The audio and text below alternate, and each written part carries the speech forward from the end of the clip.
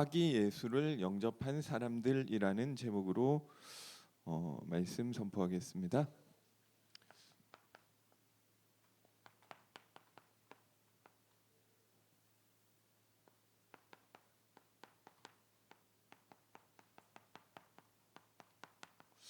오늘 본문 2장 1절 2절을 보니까요. 그때 가이사 아구스도가 영을 내려 천하로 다 호적하라 하였으니 이 호적은 구레뇨가 수리아 총독이 되었을 때 처음 한 것이라. 실제 역사적으로 있었던 그 인구 조사를 위한 호적을 행했던 이 명했던 가이사 이 시저죠. 아우구스투스가 황제로 있을 때 이 로마에서 이제 인구 조사를 위해서 이 호적을 명했을 때 일어난 그 이야기다. 그래서 이 아우구스투스가 영을 내렸기 때문에 이 요셉과 마리아가 자기 호적을 등록하기 위해 이 고향으로 돌아가는 모습을 성경이 그리고 있는 것이죠. 원래 요셉과 마리아는 나사렛에 살고 있었죠. 이 원래 이 호적을 명한 것 때문에 베들레헴에 갔고 그 갔을 때 예수님이 탄생하게 됐다고 이야기를 하고 있는 거죠. 그래서 이 그리스도는 하나님의 계획에서 베들레헴에 태어나야만 되는 거였다는 거죠. 이 뭐 나중에 이 밑에 부분 마태복음에서 뭐 이 이야기들이 나오지만 그래서 그런데 이 땅에 하나님이 예수 그리스도를 보내시기로 하나님이 택한 사람은 마리아라는 것이고 그 마리아는 어디 살고 있느냐면 나사렛에 살고 있었다는 거죠. 그래서 언약이 성취되기 위해서는 이들이 나사렛에 있으면 안 되는 거예요. 그 베들레헴으로 올라가야 된다는 거죠. 그 일을 위해서 하나님께서 로마의 호적 제도를 건드리시고 그 온 천하로 다 이 고향으로 돌아가서 등록을 하라고 명령을 내리도록 만드는데 그 배후에 하나님께서 하신다는 것을 이야기를 하고 있는 것입니다. 로마에서는 아우구스투스가 명령을 한 줄 알았는데 그 아우구스투스의 마음을 누가 움직이느냐? 하나님이 움직여서 하나님이 말씀이 성취되는 방향으로 끌고 가신다는 것을 보여주는 거죠. 예수님이 탄생할 때 그냥 단순하게 탄생한 것이 아니라 하나님이 그의 언약을 성취시키시기 위해서 완벽하게 통치하신다는 것을 보여주고 있는 것입니다. 아우구스투스가 통치하는 것이 아니고 하나님이 통치하시는 것이다. 아우구스투스가 호적을 명령한 게 아니고 하나님이 그 마음속에 역사하셔서 말씀 성취를 위해서 이 아우구스투스도 하나님이 통치하신다는 것을 보여주고 있는 것입니다. 육신적으로는 당시 아우구스투스가 최고의 황제죠. 이 유대 총독 이 정도가 아니고 유대 총독 위에 그 수리아 지방을 다스리는 더 높은 총독이 있는 거죠. 그리고 그 더 높은 총독 위에 황제가 있는 거잖아요. 그런데 육신적으로는 당시 아우구스투스가 최고의 황제이지만 영적으로는 하나님이 왕이 되셔서 그 육신의 왕도 다스리고 통치한다는 것을 보여주고 있는 것입니다. 잠언 21장 1절에 보니까 왕의 마음이 여호와의 손에 있음이 마치 봇물과 같아서 그가 임의로 인도하시는도다. 왕의 마음을 여호와 하나님이 가지고 계시다는 거죠. 그래서 막 볼을 열면 물이 막 흘러가는데 그걸 어디로 흘러갈지 모르잖아요. 근데 그 물도 하나님이 원하시는 대로 움직이시는 것이다. 그래서 막 나중에 보면 이 로마의 10명의 이 십황제가 나오거든요. 뭐 기독교 입장으로서는 되게 악랄한 왕이었어요. 그 기독교를 굉장히 핍박한 왕이죠. 그 중에 뭐 네로도 있고. 그런데 그것도 하나님의 손에 있는 것이다. 그래서 핍박하는 왕들이 어떤 생각이 드느냐면 우리가 복음을 대적하고 복음 가진 나를 어렵게 하고 뭐 그런 사람들 있잖아요. 그 하나님이 그 사람을 좀 쳐가지고 손을 봐줘서 진짜 하나님 살아계시네 본때를 보여줬으면 좋겠다는 게 우리 마음이잖아요. 근데 그렇게 하지 않으실 때가 많은 거예요. 이 그런 기도는 할 필요가 없는 거죠. 왜냐하면 핍박을 할 때도 하나님이 절대 주권자가 되셔서 하나님의 이유가 있어서 하나님이 하시는 거라는 거죠. 그리고 나중에 되면 로마가 복음화되고 그 핍박이 풀리는 때도 오는데 그 풀리는 것도 하나님이 계획 가운데 푸신다는 것입니다. 그래서 뭐 핍박을 없애주세요, 뭐 이런 기도는 사실 할 필요가 없는 거죠. 핍박 가운데 내가 믿음 고백하게 하옵소서. 환경을 바꾸는 것이 아니라 나를 바꾸는 기도를 해야 되는 것입니다. 예수님이 이 땅에 오시는데 하나님이 모든 것을 통치하고 계시다.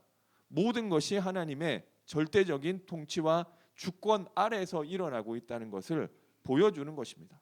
사람이 하는 것 같지만 하나님이 하시는 것이다. 왜 이런 이상한 일이 생깁니까? 하나님. 거기에 사실 토달 필요가 없는 거예요. 하나님이 우리에게 일어나는 좋은 일이든 안 좋은 일이든 모든 것은 하나님으로부터 온다. 그것을 알고 그 하나님을 믿고 인정하는 것이 필요한 것입니다. 그래서 하나님이 절대 주권자가 되셔서 모든 것을 움직이시는데 그 하나님의 뜻이 무엇이냐? 하나님이 이 궁극적인 목적은 이 영혼 구원에 있고요. 이 영혼 구원을 위해서 이 언약을 주신 것이고 이 언약의 핵심은 이 그리스도라는 거죠. 그래서 하나님이 움직이는 방향들은 이 방향으로 움직인다.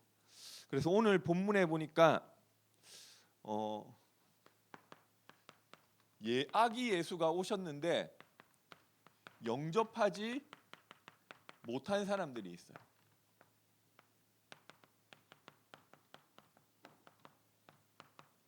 뭐 오늘 본문은 아니고요.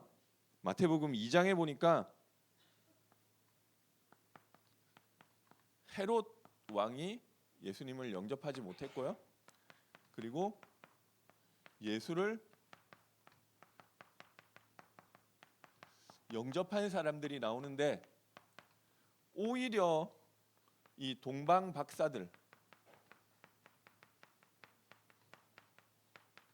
이 모르겠어요. 이게 정확하게 이게 뭘 얘기하는지는 모르겠지만 그냥 추측하기를 조로아스터교 쪽 뭐 점성술사, 마술사 이런 사람들이 아니었겠느냐 그렇게 추측하고 있는데요.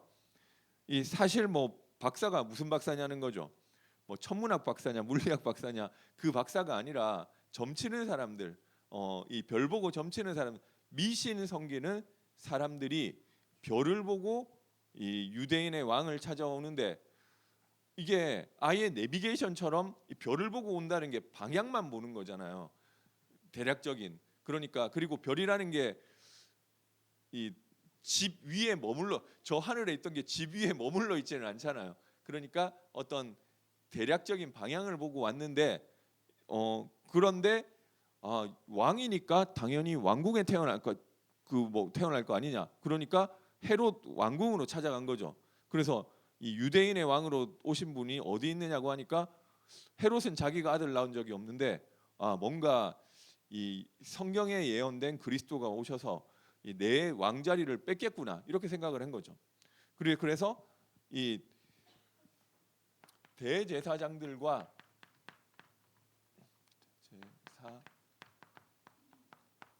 이 서기관들을 불러서 만약에 그리스도가 온다면은 어디에 오겠느냐. 그런데 그거를 질문을 했는데 이 사람들이 얼마나 뛰어나면은 검색 엔진도 없는데 그거를 이게 모세 오경이 아니란 말이에요. 토라는 유대인들이 어렸을 때부터 읽는 책인데 우리도 저기 구약 뒷부분 잘 안 읽고 거기에 이런 구절이 있었나? 잘 모르잖아요. 근데 미가서 5장 2절은 이게 지금 우리가 하도 신약에서도 인용이 되고 하도 많이 들어서 아는 건데 구약 그 당시에는 저 구석에 처박혀 있던 구약 뒷부분에 나오는 그 구절 하나를 따가지고 묻자마자 바로 나온 거예요. 거의 뭐 성경을 달달 외우고 그렇게 했던 사람들이라는 거죠. 그래서 아 유대 땅 베들레헴, 너는 뭐 이 작지 아니하도다. 내게서 이스라엘을 다스릴 목자가 오실 것이다. 그러니까 그리스도가 온다면은 유다 베들레헴에 오는 것입니다. 이렇게 이야기를 한다는 거죠. 그래서 근데 이 사람들이 그렇게 성경 많이 외우고 성경 막 이렇게, 유대인들은 지금도 성경 많이 외워요. 그리고 제가 옛날에 저도 뭐 그런 거 이 기종교회에서 성경 통독 세미나 뭐 이런 거 가봤는데 제가 놀란 게 어떤 분이 창세기 1장부터 1장 첫 절부터 50장 끝절까지 눈 감고 그냥 줄줄줄줄 다 외우시더라고요. 뭐 창세기만 뿐만 그러는 게 아니라 뭐 성경을 그런 식으로 꽤 많이 한 권 자체를 막 외우더라고요. 제가 보니까 그 중에 그런 사람들이 많이 있고, 그 강사님은 보니까 제가 그냥 제 느낌에 한 성경 한 3분의 1 외우는 것 같다. 그 느낌이 들더라고요. 그러니까 이거를 뭐 막히지도 않아요. 그러니까 이게 토시 하나 안 틀리고 뭐 그냥 그렇게 하는 거죠. 그러니까 뭐 근데 그 사람들, 제가 그때 그 당시에는 대단하다고 생각했는데 그렇게 성경 많이 아는 사람 중에 복음 잘 모르는 사람 많아요. 그러니까 꼭 그게 뭐 이게 중요한 것도 아니라는 거죠. 이 사람들이 그렇게 맨날 성경 읽고 성경 연구하고 그랬는데 결국 예수님 영접하러 갔냐? 안 갔어요. 오히려 이 성경이라고는 성경 하나도 몰라. 그러니까 이 성경 전혀 모르고 우상 숭배하던 이 동방 박사들이 예수님을 영접하는 그 자리로 가게 됐다니까. 그러니까 이게 이 원래 당연히 그 복음을 제일 잘 알았어야 될 사람들이 모르고, 어떻게 보면 복음을 받을 수 없는 사람들, 그리고 여기 뭐 목자들도 나오죠. 뭐 이런 사람들이 오히려 예수님을 영접하게 되는 그 일이 일어나는 거죠. 이게 예수님 오셨을 때만 그런 게 아니라 지금도 그래요. 지금도 원래 이 복음의 가문에서 원래 뭐 이 이스라엘 뭐 그런 사람들이 오히려 복음을 못 받고요. 자격 없는 사람들이 복음을 받게 되는 그 일이 지금도 일어나고 있는 줄 믿으시기 바랍니다. 그러니까 하나님이 이 구원을 이루시는 방식이 예전에만 그런 것이 아니라 지금도 그렇다. 그리고 막상 온 예수는 어떤 모습으로 오셨냐? 초라한 모습으로 오셨다. 그래서 이 하나님은 모든 것을 다 자기 뜻대로 하실 수 있는 분이라는 거죠. 아우구스투스의 마음도 움직이시고, 여기 있는 것처럼 그 하나님이 예수님 올 때 막 특별하고 대단하고 이건 누가 봐도 하나님이 보내시는 그 사람이다라고 알 수 있게끔 뭐 하늘이 막 열리고 뭐 이런 것들을 하실 수 있다니까요. 그런데 안 하셨어요. 그리고 오히려 예수님은 이 왕궁이 아니라 말 구유에 오셨죠. 짐승의 먹이통. 그래서 이게 예수님이 이 어떤 모습으로 이 사역하실지를 시작부터 보여주고 있는 것이 의미가 있는 것이죠. 그래서 이 인자가 온 것은 섬김을 받으려 함이 아니요 도리어 섬기려 하고 자기 목숨을 많은 사람의 대속물로 내어주려 함이라. 이 말들이 먹이 먹는 통에 거기에 온 거예요. 그게 이 말 먹이라는 거잖아요. 짐승들에게 그 예수님이 하신 사역은, 예수님이 뭐 여러 가지 사역을 했지만 예수님이 뭐 여러 말씀도 가르치시고 산상수훈도 주시고 했는데 그거 한다고 그리스도 아니에요. 훌륭한 말씀 전달했지만 뭐 기적을 일으켰지만 그거 한다고 그리스도가 아니고, 예수님이 그리스도가 되기 위한 궁극적인 사역은 사실 십자가와 부활이라는 거죠. 십자가라는 것은 자기 피와 살을 우리에게 내어 주시는 거예요. 왜? 우리로 하여금 영원한 생명을 얻게 하기 위해서. 떠나버린 하나님과의 깨어뜨려진 관계가 회복되기 위해서 자기 자신을 주시기 위해서 오셨다. 그런데 그 주시기 위해서 오신 예수님의 모습은 사실은 초라한 거예요. 어떻게 보면 못 사는 사람도 그래도 집에서 태어날 거 아니에요. 근데 이게 호적을 하라고 명해가지고 다 고향에 돌아오니까 베들레헴 도시가 작은데 그 사람들이 몰려오니까 그 있을 데가 없는 방이 없는 거예요. 그래서 그러면은 이 말구유라도 괜찮겠냐, 헛간이라도 괜찮겠냐? 그 지금 들어갈 데 없는데 길에서 잘 수는 없으니까 거기라도 들어갔다는 거죠. 그래서 이 하나님의 근데 왜 하나님이 그렇게 한 모든 것을 하나님의 뜻대로 하실 수 있는 분이 하나님이 다 하실 수 있는 분이 왜 그렇게 하셨냐? 그런데 하나님은 모든 것을 다 하실 수 있지만 하나님의 뜻대로 하신다. 하나님의 뜻은 무엇이냐? 하나님의 뜻은 영혼 구원인데 이 구원을 받아야 될 사람이 구원을 받고 구원받지 않아야 될 사람이 구원받지 않게 하신다는 거죠. 그래서 이게 숨겨져 있는 거예요. 그래서 이 세상 기준 가진 사람, 육신 기준 가진 사람들이 이 모르도록 숨기는 거예요. 그렇게 오신 거죠. 그러면 누가 알 수 있느냐?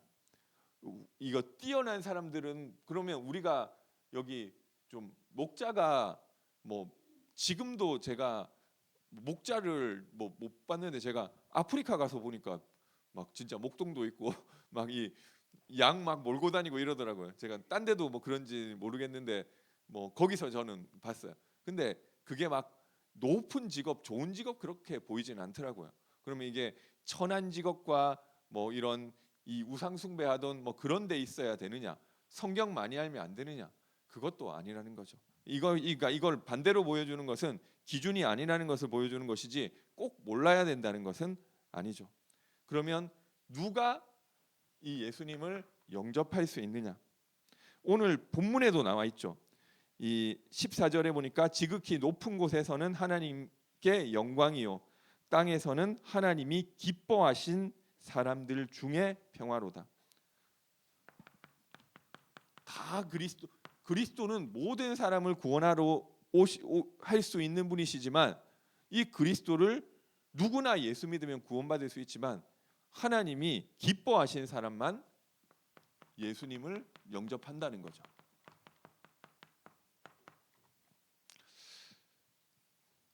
이 하나님이 기뻐하는 사람은 어떤 사람이냐?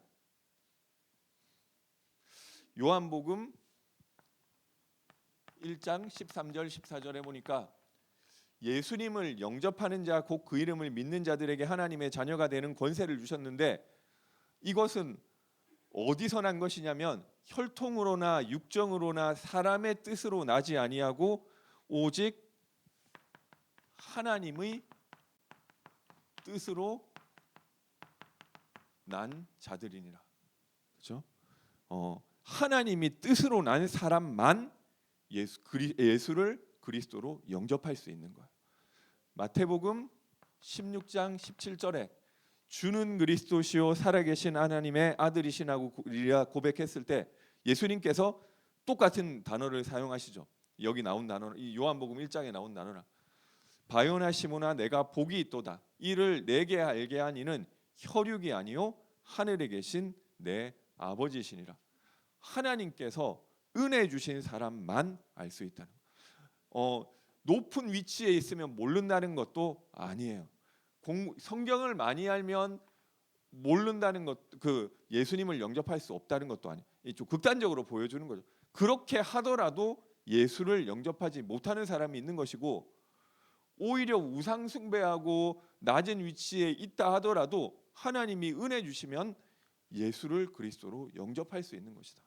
그래서 이 예수를 말구유에 우리 자기 몸을 주기 위해서 피를 주기 위해서 오신 그 그리스도를 먹고 마셔야 우리가 영생을 얻는데 그 은혜는 누구에게 주시느냐? 하나님이 은혜 주신 그 사람들에게만 그 일이 일어나는 줄 믿으시기 바랍니다. 그러니까 나는 이 교회 다니는데도 좀 내 삶이 너무 힘들어. 그럴 수 있죠. 그러나 그것도 하나님이 절대 주권 가운데서 하나님은 잘하고 계시는데 내가 힘든 거예요. 그렇죠? 그런데 내가 예수가 그리스도가로 믿어진다. 그럼 이미 하나님이 나에게 은혜를 주신 거예요. 그죠? 그래서 뭔가 다른 은혜가 필요한 것이 아니고 더 은혜 받을 게 성경은 없다고 이야기를 해요. 내가 예수 믿었으니까 이제 좀 우리 직장에서도 좀 잘 일도 잘 되고 승진하고 그래서 돈도 좀 들어오고 역시 예수가 그리스도네가 아니라 지금 그 모든 것이 안 된다 할지라도 지금 있는 이 상태가 그리스도가 오셨다는 것 나와 함께 하신다는 것 자체가 나에게 최고 은혜를 하나님은 베풀어 주셨다는 것. 그 하나님이 왜 나의 이 힘든 문제는 빨리 해결하시지 않으시느냐? 그것은 하나님이 자기의 절대 주권 가운데서 우리는 잘 몰라요.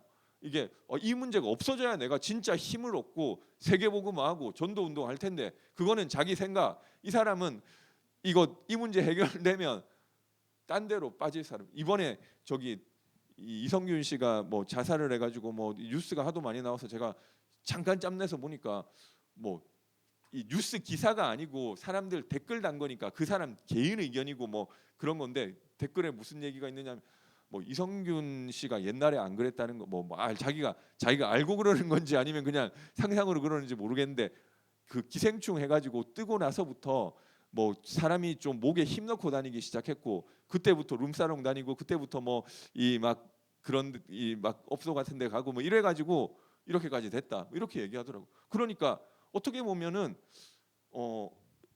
만약에 그분이 좀 이렇게 계속 좀 뜨지 못했다면은 여기까지 안 갈 수 있지 않았나? 그죠? 불신자를 볼 때도 그런 거죠.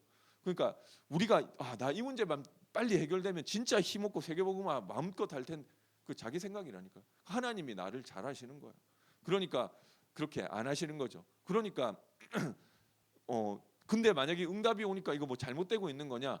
그것도 아니야. 그 응답 오면 하나님이 보시기에 응답 받을 만하니까 주시는 거고 그거 가지고 감사하고 그거 가지고 그래 내가 잘난 것이 아니라 나는 그런 사람이 못 되는데 하나님이 왜 나에게 이런 큰 축복을 하셨을까? 하나님 나에 대한 하나님 이런 응답 주시는 하나님의 계획이 무엇입니까? 묻고 가면 되는 거예요. 그죠? 그런 중요한 것은 뭐냐?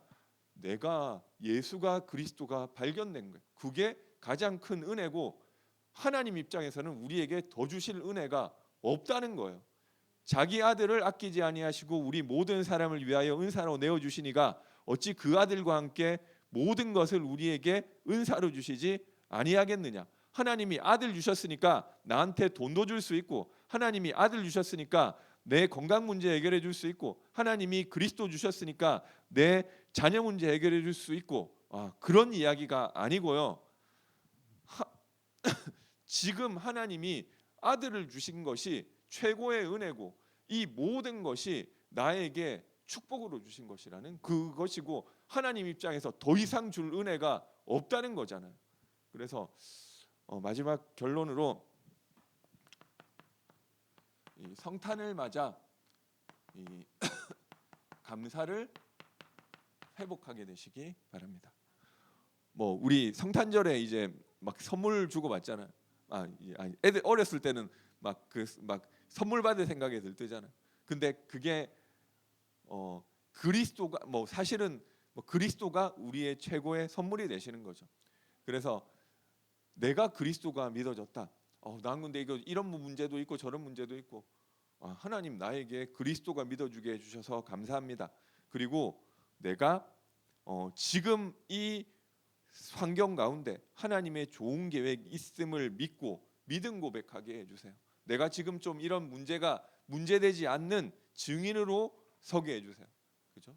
이 그리스도를 고백하게 되시기 바랍니다. 그리고 이 내가 받은 이 성탄의 축복을 이 복음을 전달하는 은혜가 있게 되시기 바랍니다. 예, 우리 이 송구 영신 예배와 원단 메시지를 위해서